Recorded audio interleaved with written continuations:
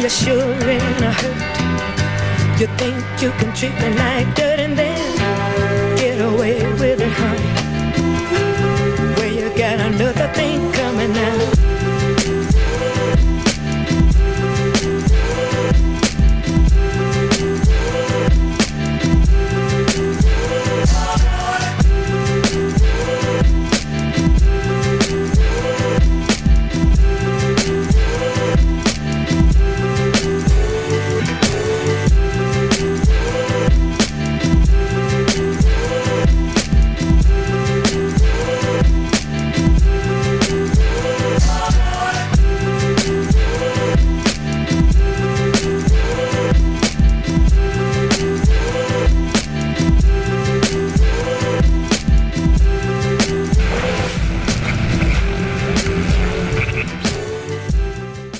I know y'all been waiting for this all week. The VAdio show is back. And we got a part 2 because we couldn't talk about this subject in 30 minutes, all right? So I got more single ladies to let you get a walk in their shoes in what it's like to be a single mother. Ladies, I want you to introduce yourself and let people know who you are. Sure thing. My name is Erica Bonner. I'm the mother of 2. I'm a former paralegal for a criminal defense firm, but right now I'm the owner and founder of Swag Unlimited, which is a full-service coordinating and consulting firm. My name is Tammy Tyler, and I'm currently working for an investment company. I have 5 children that I'm very proud of, so that's the most important. Awesome. My name is Shalithia Urquhart. I have 2 children. I'm currently a plumbing specialist. I asked a lot of questions on the first part of this episode. Now in part 2, we're gonna get a little bit more in depth. But the first thing I have to ask is, what's it like to be a single mother? And you know, what do you go through? Like, what's your how do you feel about it? What's being a single mother to you?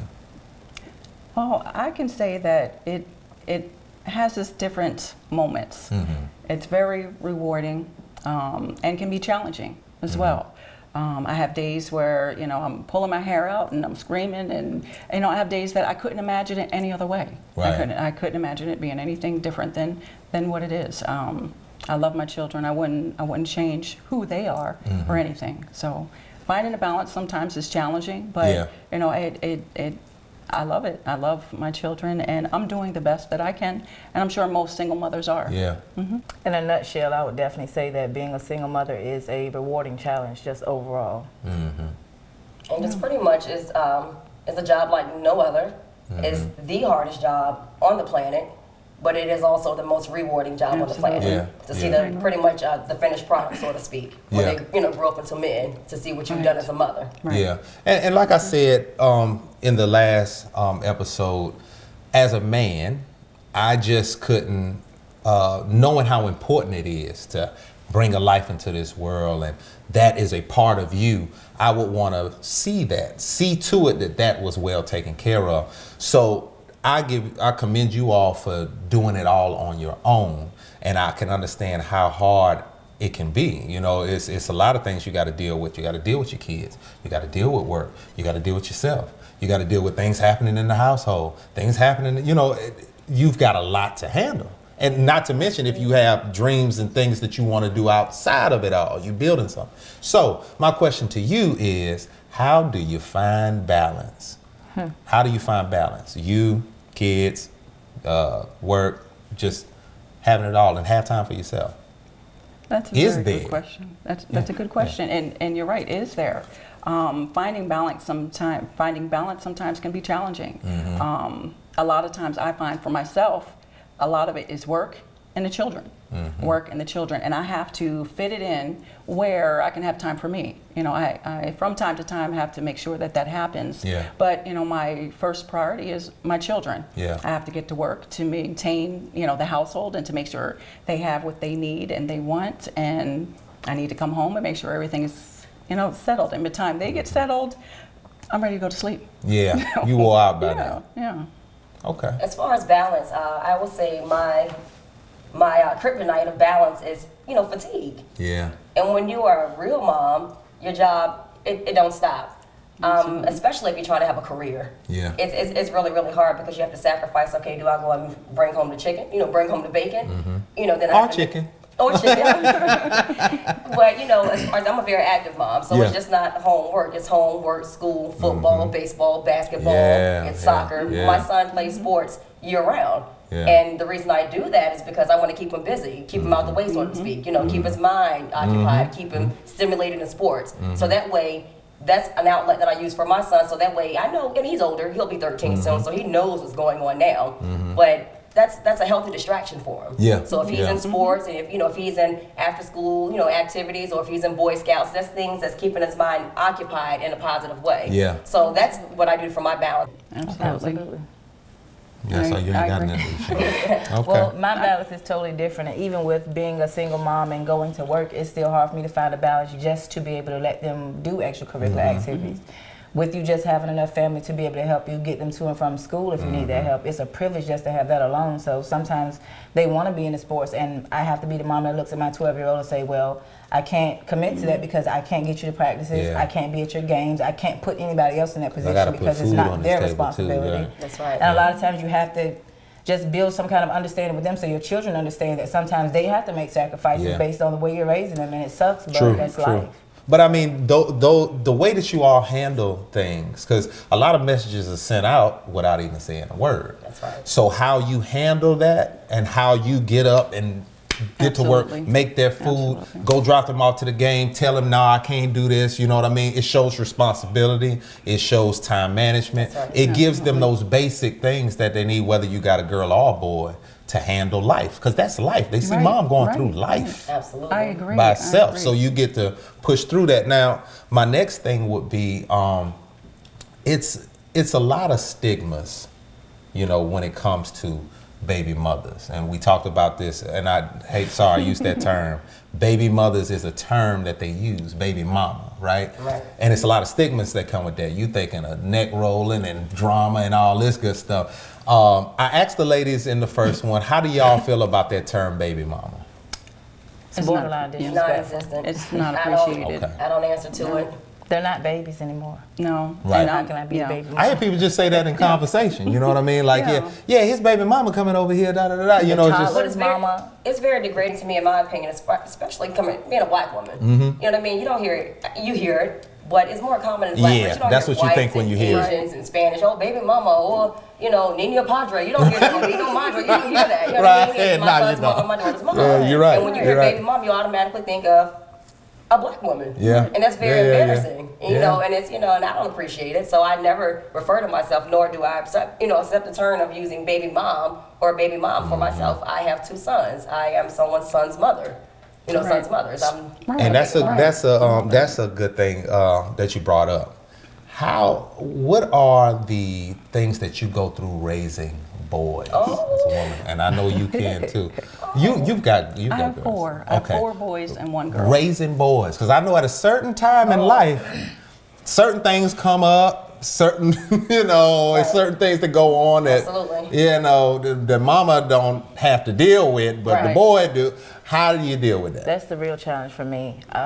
Certain things we're not going to identify with them because we've never been little boys growing up to be grown men. So when you can't identify with them, the best thing to do, if you have anybody in your repertoire that you can go to, as far as for me, it's my brothers. I have brothers, so I can go to them and say, hey, it's time for you to have that uncle talk with him. I don't understand. I don't even know where to go with this. So it's always good to have some kind of male figure in your life if you have little boys that is positive, where you can have some feedback from them versus you trying to struggle and tell them something and not give it to them. Right. Because I hear people say that a woman can't raise a man.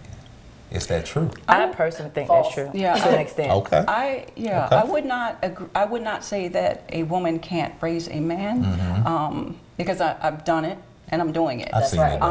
But what I will say is that our boys need their fathers. They need male role models. I can raise and have raised my sons to be the best man I feel they should be. Right. That's right. But I cannot tell them how to be a man. Gotcha. So a man being in our son's life is very important. Whether it is their father, I'm fortunate enough that my son's father is there. We have co-parent, we're co-parenting, or if it's an uncle or a brother or a cousin or someone, the football coach. Absolutely. My boys play football. My boys play football as well. They've all played football. My youngest son right now is 14, and he's playing football. And I don't know how to tie a tie, which is amazing to me. Every time I think about it, I have 4 sons. My youngest, the 14th, and I still don't know how to tie a tie. You can call me, Tim. What, I thought about you. I thought about you. I did. Yeah, I got you but covered. what I did was I told him, I said, here's your tie. We maybe we can YouTube it, or we could Right. But I said, ask your coach. Ask your coaches who can tie it. And my son above him said, the coaches used to do it for me all the time. Awesome. And so there's men there, but we need our men. We need that male role model. And what about you? Well, you can raise a man, but you can't teach him nearly half of the things that they need to hear from a man. Yeah. I mean, it's going to be embarrassing conversations about the change of life. Yeah. It's going to be conversations where, your son is not going to feel comfortable discussing girls or sex or peer pressure and those type of things. I mean, I have a very open relationship with my son. I'm not his friend, but it's a very open relationship, and he knows our policy. If you tell me the truth, it's all good. But when you start lying, that's when we're going downhill. But there's plenty of things that I know just out of his comfort zone as being a preteen that he don't want to talk to me. Yeah. So my youngest son's father, even though we're not married, he's been a influence for my older son, as well as my brothers and the coaches, football coaches. I don't know what I would do without him, for my older son. I mean, it comes to the point, they understood and respected the point that I was a hard worker. So they will pick my son up for me, drop him off, wouldn't take a tap of gas money for him. I didn't have it to give him, but I could fix him a warm plate by the time you get off of practice, with all due respect to your wife or girlfriend. I don't have the money. Right. But I got a warm plate for you. I'm sure they appreciate and absolutely they did. I do a little something in the kitchen. But yeah, so I mean, like you were saying, you don't have the resources or the finances. But sometimes you got to think outside the box. Trust me, I'm one of the most creative moms you'll ever meet. You got to be resourceful. You have to be resourceful and creative when you don't have, because you still have to do. Well, when we come back, I want to talk more about the males of this day and age, okay? And, how y'all deal with them. So y'all don't touch that dial. This is the VAdio Show. Hi, my name is Danita Hayes, Principal Broker of the Hayes Real Estate Team at HBM2. Looking to buy or sell? We can help. Here at the Hayes Real Estate Team, we work together to make sure you reach all of your home buying and selling goals. We partner with certified credit professionals and preferred lenders to make sure your dreams of homeownership come true. And when you're ready to make that next move, we can get your home sold quickly for you.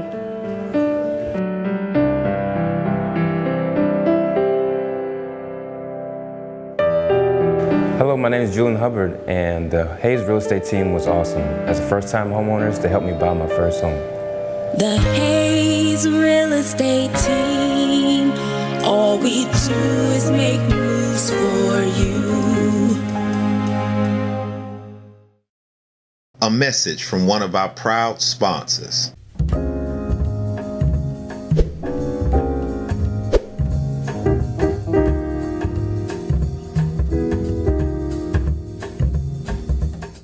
All right, welcome back to another week of Your Maximized Life with Lawrence and Tawana Golson as we talk about our 5 minutes of focus. Today we are focused on self-preservation, taking care of you, taking care of yourself. This is where you want to get in touch with your spirit, your soul, and your body. Oftentimes, as you all know by now, I'm a business life coach, and oftentimes as a business owner myself, I find myself neglecting myself, not taking that time just for me, that what I call my tea time, taking my tea time. So I had to incorporate some things that every business owner should incorporate, and that's just time that I take for myself. You could do things like getting a massage is one of my favorite things when it comes to taking care of the body. I preferably like to work out, taking that time to just take care of you inside and out, because you're not going to be any good to anybody on the serious note if you do not preserve yourself. You are the visionary of your business, of your venture, of your relationships, whatever. So you have to make sure that you take care of yourself. And then also taking that time we talked earlier about self-awareness, getting in touch with yourself, getting in tune with yourself. Here you want to take time to get in tune with your spirit. Just taking time and taking a moment, whatever that means for you. It could mean going to yoga class. It could mean just taking a time of meditation. It could mean just sitting in quietness. Whatever it is, just take care of your spirit. What I do, I like to read. I like to go to yoga. I like to get in quietness. I like to just be by myself sometimes, just to take care of my spirit. And then also doing things to stimulate your mind. Sometimes you have to get away from your everyday. And I do that through books. So what we want to do is just encourage you to do whatever it takes for you to get to that place where you're preserving yourself. What do you think, Lawrence? I agree. Preserving yourself means just that. Remember that you are your billboard for whatever it is that you're doing. So you have to make sure that your presentation is what you want to put out there into the atmosphere, into the elements. So you have to take care of yourself, and do not be afraid to try something brand new that you've never exposed yourself to before when it comes to taking care of yourself or preserving yourself.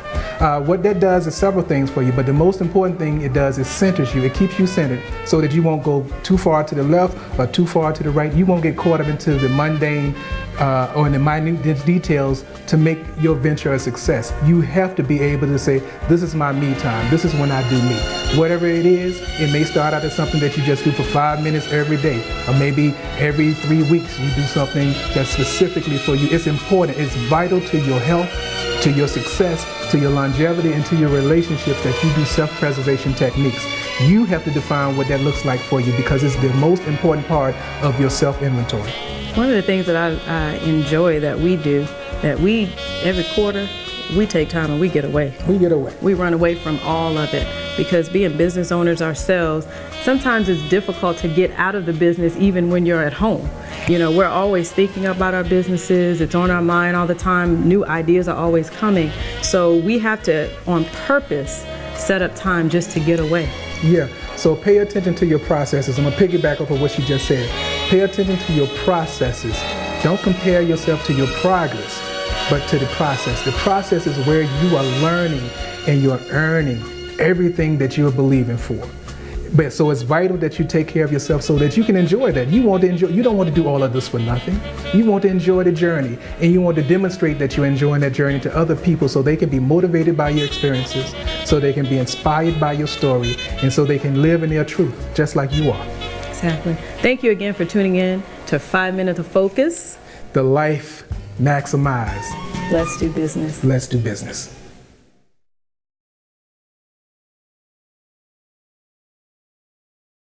A message from one of our proud sponsors.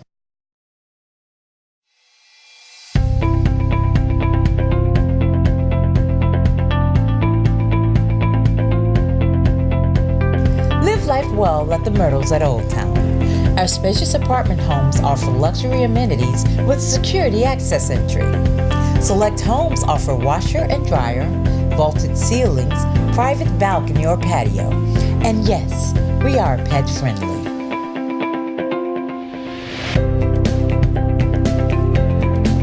Our friendly and knowledgeable staff will gladly walk you step by step through the process of finding a home that fits you perfectly. No matter the size, 1, 2, or 3 bedrooms, we can accommodate your needs.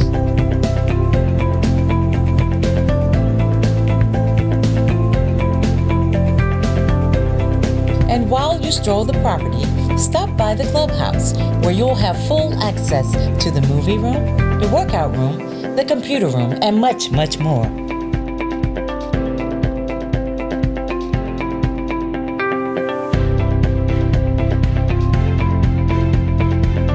So whether you like the towers or our garden style, when you see what we have to offer, you'll want to make the Myrtles at Old Town your new home.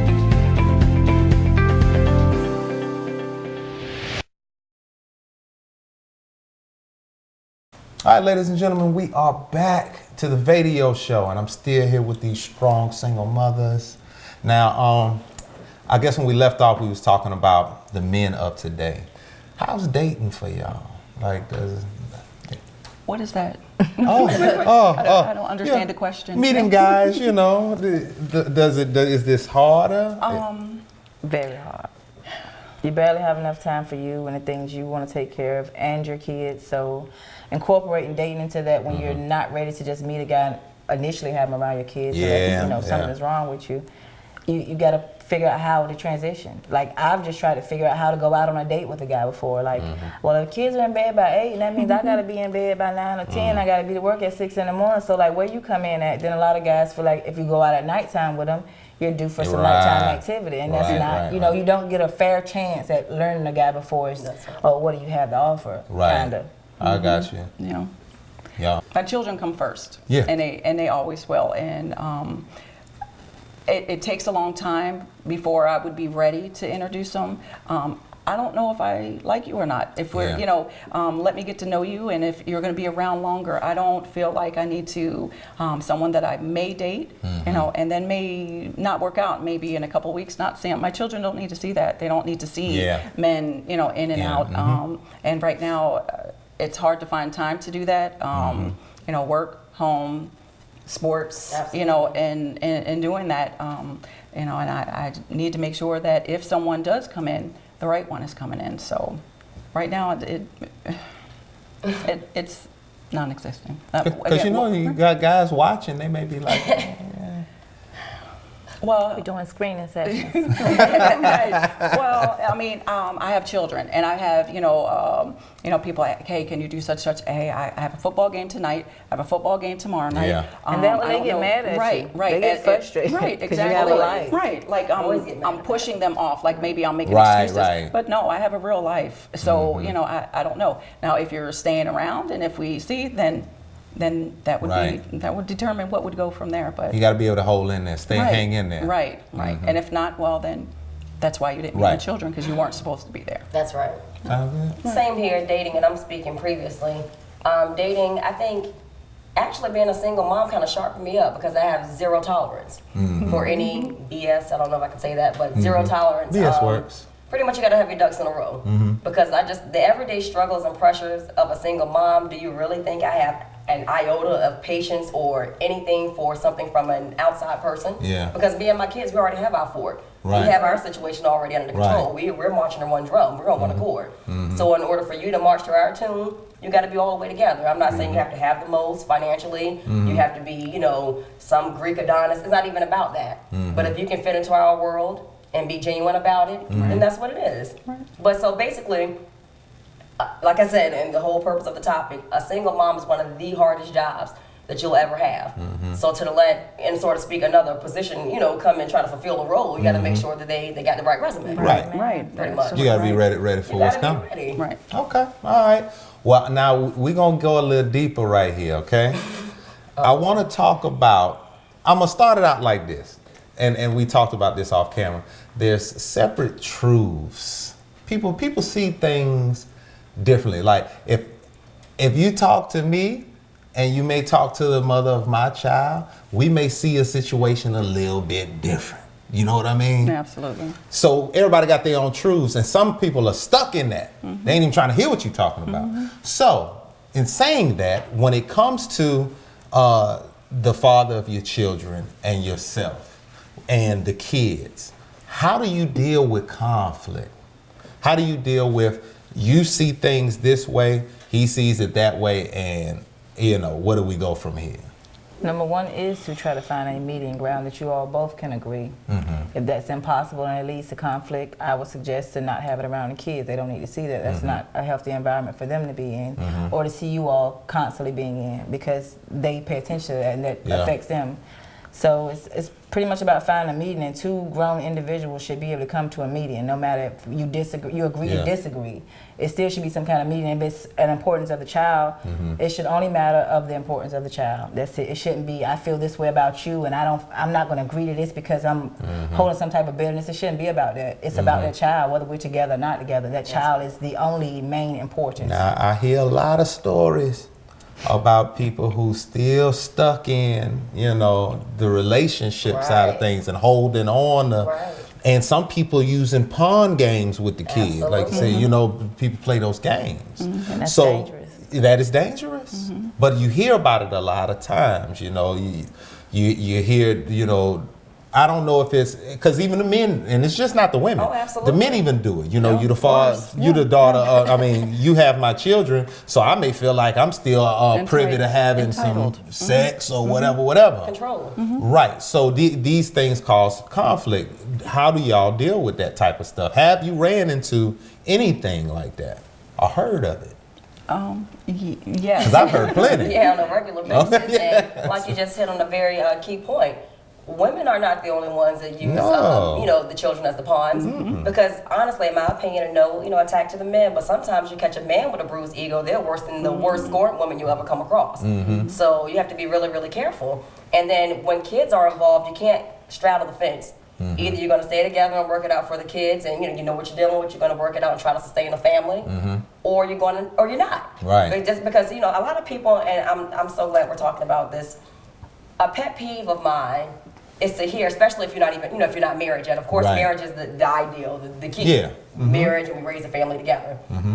But even with married couples, I hate for people to say they're staying together for the kids. And it may sound like, well, what do you mean? If you're going to stay together for anything, shouldn't you do it for the kids?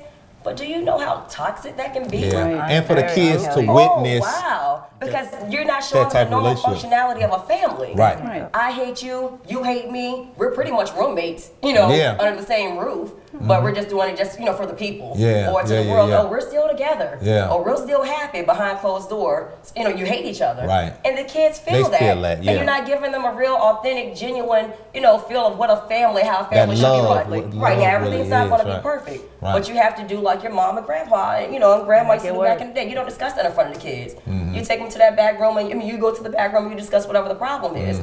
So don't use the kids as a reason to stay together. You know what I mean? I mean, honestly, and it may sound cliche, but it has to be a lot more than it has to be love, partnership, effort on both ends. Right. But don't ever do that because you're actually hurting the kids more than you're helping. Because again, you are the blueprint to what those kids think life is. And if that's what the picture of life you're giving them, that's you're kind of giving them a skewed look at Absolutely. it. Children are like sponges. Absolutely. Yeah. They absorb everything that they see. You ain't even got to say nothing. Right. That's and right. then they're going to grow and they're going to have the same relationship. Absolutely. They're Fighting going to your stay father's demons. Right, because that's what they've seen and that's what's normal. The best thing would be to separate, try to get along, co-parent. I'm not saying that anybody should, choose to be a single mother or single father, but you have to look at it, what's best. If we're going to stay together, it can't be just for the children. That's right. It has to be for something else. We're going to teach them that. We teach them that way, and we want to give the right message. We give the kids, we tell our children what normal is. That's right. We how we live, how we operate is a silent message to your kids of what normal is. Absolutely. So that brings me to my next question. How does this impact the children with the father not being around, or does it? In a major way. Elaborate, please, Michelle. Personally, I've dealt with my son lashing out in school where they feel like he's having an anger issue. He's done several things where I feel like the biggest thing for him is, if I get on my mom's nerve enough, she'll say, hey, go stay with your dad, because they see that on TV. Oh, you're going to your dad's house because you don't know how to act. He doesn't have that option per se to me. No matter how much he lashes out, they're just bringing more turmoil on the person that's struggling every day to make sure that you are okay. And they don't realize, because their only thing is, I've been introduced to this man. Like when they play the hopping game, I really don't like that, because dads are, either you're going to be there or you're not. But when you play that hopping game, you keep teasing them. So it's like they keep wanting to be a part of your life, and they keep doing things to try to get your attention. Even if they start doing it in a good manner, it's something positive. It's just like they keep lashing out for their attention. So it's a constant thing. And dealing with it as a mother, when you have enough on your plate as it is, that's extra. And it's a lot. But you have to understand that your child is hurting for something, and it may not be something that you can give them, but you got to figure out what you can do to try and make the situation better, because otherwise it's just constant turmoil. And that's a negative, and that's just negative energy that you're allowing to be in your household. You got to figure out a way to they have to understand at some point, and it's not easy. I'm still struggling with it, to be honest, but it's just a constant thing, but it does affect them in a major way. You know what bothers me about that, if I may? It's funny because you would think, and I'm speaking on my oldest son's father, you would think that a man that wasn't raised by his family, that was a victim of foster care, he was on his own since he was 13 years old. He's from Brooklyn, New York, so he's sleeping on park benches, doing whatever he had to do to survive. So some men don't actually have the tools, to be a father. But that's not an excuse. For time. Because wouldn't you want to give your son all that you missed? Yeah. Wouldn't you want to make him a better man? You know what I it mean, feels even if like you don't know the firsthand. tools, you just know how it feels to be unloved and not to have someone there. Yeah. So why do that to your flesh of your flesh? I don't understand that. I mean, it doesn't make sense. And it's like it's like, really? I mean, you would think that a man who didn't have that would not want the child to go through that, the same thing or go down that same path. Yeah. Especially if that's the root of the problem that made, that enabled you to be the man that you are today. Yeah. Not in a positive sense. You would think that's good, but that goes back to children are sponges. Absolutely. So absolutely. Yeah, even though he went through that, and you would think that he would want something different, but that's all he knew. That's what normal for him. Right, that's normal. So not saying that it's right or not, but that's It's normal. a cycle that's Somebody got to break the continuing. cycle, Right. and that makes our job harder because your job as a mom of raising kids like that is to make sure that you raise a child that grows up to be a man that does not do that because of that situation. So, But then again, I'm sorry to to ping pong, and maybe because it's more personal to me. But that's still a crock of what. It because is. if you can devote all your energy to bettering yourself, as far as you're going to school now, or you're trying to take up a career now. So you found yourself some So better you found values. yourself. You didn't say find your son. that's even time. So, and no shade, but I'm being Right. honest. No, I got you. Some men who are not still in their kids' lives, Yeah. and now I'm not defending the man, but I'm being honest. I'm a realist before anything else. Some men feel like if they can't provide financially, then they don't want to be around. They are embarrassed. Yeah. It's a pride thing. That's true. Especially, when you were dating at the beginning, or like in my case, I was 20 years old when I had my older son. My son's father was, he was older. So, he was a man. He had you know what I mean? yeah. He had the whole situation. So when he went on a vacay and came back, the world had changed. Yeah. So I wasn't that college girl that you met back then. I'm Right. a grown woman, almost 30, holding down my own household, Right. taking care of my own And business. you trying to get yourself and always back had on. 2 jobs. So if I felt like if I was a young, scared college girl and I was able to come to grips with being a mom, then it's time for you to strap your boots up and be a man and take care of your seed. I'm not asking for you to do me a favor. That's not, you're not doing me a favor just because you come around. You're every doing couple what weeks. you're supposed to You're do. doing what you're supposed to do. Absolutely. Let me ask y'all this because we're going to get ready to wrap up. I'm Do you sorry. feel like, no, you're good. Do you feel like the man should do outside of the child support, do above the child support, or the child support and you good, handle your business? Do you feel like he should do? I'm sorry to butt in first. No, but please. I'll answer that with a question to an extent. With what we give them children, are we allowed to not do extra because we take care of them financially? Like, so what you pay, whatever, X amount of dollars in child support a month, that's still your child. Come pick him up, spend time with him while he's with you, buy food. Hey, if you want me to give you $5 a bounce of food, whatever, spend some time with is him. your thing. Take him somewhere and do something with him because child support is not child support is not child support. To support your child, you have to physically be there. Yeah. I can get a check every month. What is that? Hey, here's the little car right here. Here's your daddy. That's not your daddy. So Right. that's all you can identify with is supporting your child, and that's no support. You can have that. I'd rather have the time. Point blank. Period. Gosh, your matter. Well, who's honestly, next? Wow. And child support, to all the mothers who get child support, you're supposed to, because if you can't make them do it, or if they don't have a moral sense of obligation or a legal sense of responsibility to take care of your child, then unfortunately, you got to make them make you do it. Then you got to do what you got to do. Right. Now, already I'm a statistic because I'm a black woman and I have kids out of wedlock. That's one. But it's, to me, and it's something that may change, so I'm not downing anyone that has child support, but to me, it's not degrading, but it makes me feel a certain kind of way to have to go and report my business to a government to make someone take care of my son. I feel like, why do I have to go and report to these people and let them know our most intimate, personal situations? Because you won't do what you for them to make you take care of your child. Then it makes me, okay, well, if they make you pay child support, that's going to entitle you to visitation. And do I really want you to visit my son if that's not where your heart of hearts are? Or are these people making you visit my son, so are you going to give him a cold, distant demeanor because you're being forced to visit him? Right. Because if it wasn't for the child support in place, there would be no visitation in place. Right. So that scares me, because sometimes you deal with men, just like women, who are very spiteful. So they become angry now that they got to pay child support. And I just don't want the drama. I'd rather work 3 jobs and do whatever I got to do to make sure my kids are good, because I don't want someone playing games with my kids.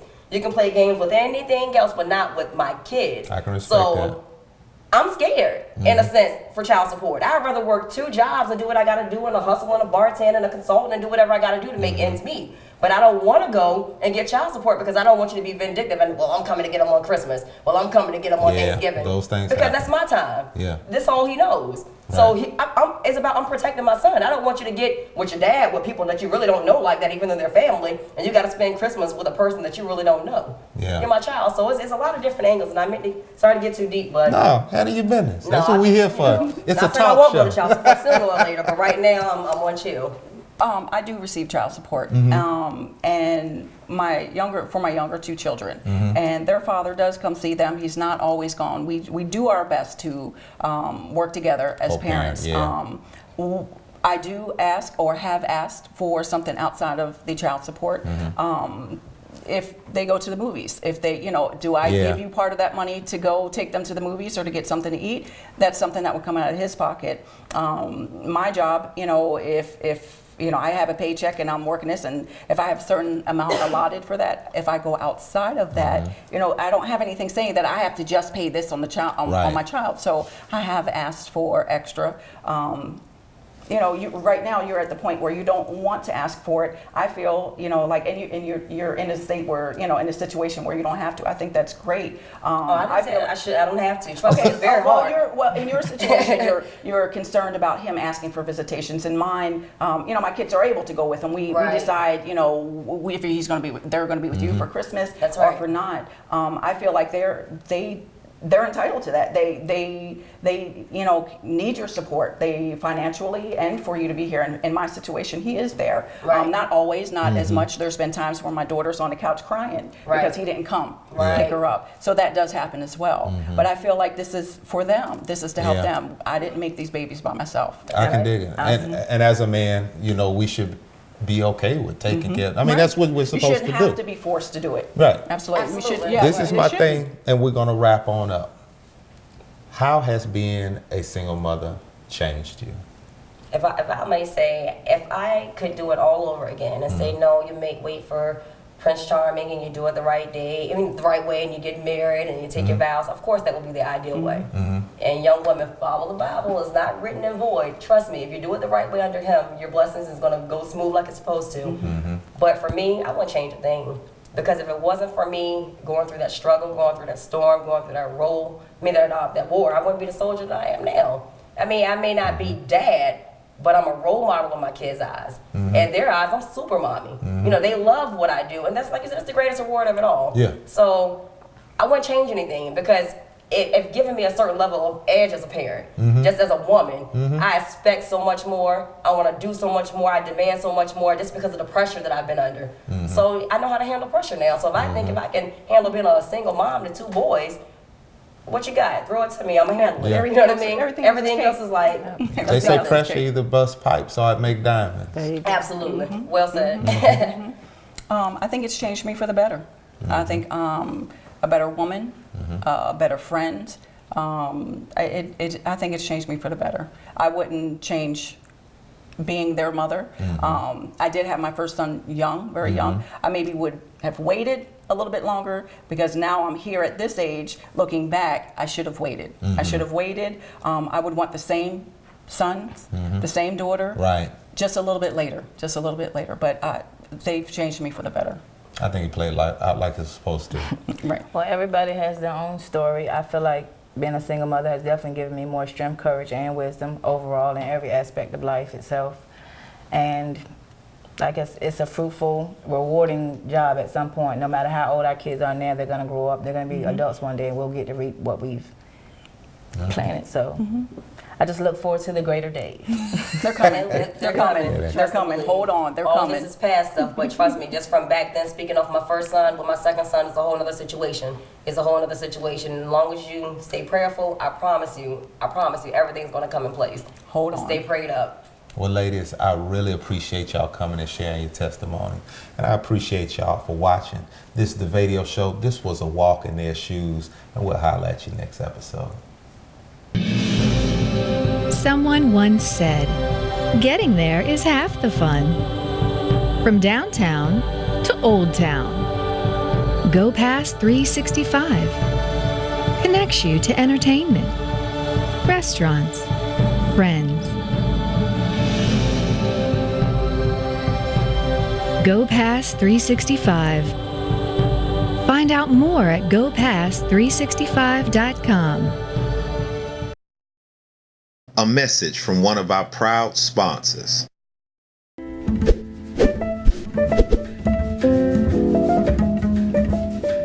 Hampton Roads, I want to welcome you to another edition of Mind Your Business. I'm your host, Bert Bergen, and today we are at Upper Echelon, the Salon, and with me is the owner, founder, and brainchild of Upper Echelon, the Salon, Carlos. Carlos, welcome to the show. How you doing, brother? I'm doing just fine. How about you? I'm glad you're here. I'm doing good. Good. Tell Hampton Roads, what was your motivation for opening Upper Echelon?